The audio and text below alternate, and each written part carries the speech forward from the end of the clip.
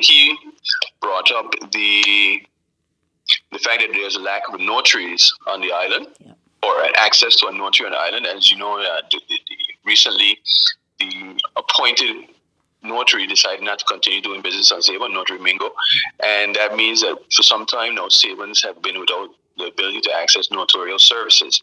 And that's important, for instance, as I mentioned, for buying a home, for getting land transferred, for many other reasons as well. But and just in general, for the economy, it's important that people can buy and sell land for business reasons. And so that's a very important topic that we brought up to the state secretary, and we hope that it has her attention.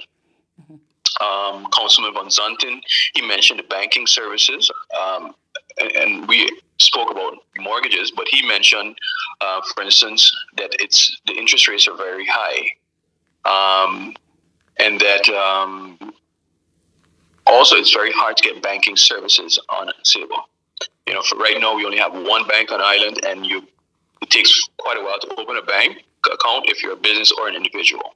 Councilman Heilager, he also mentioned the mortgage guarantee that was extended to Bonaire and not extended to the people of Sabah and Statia, which we think is a bit unfair to the people of these islands because they also have a need for affordable housing.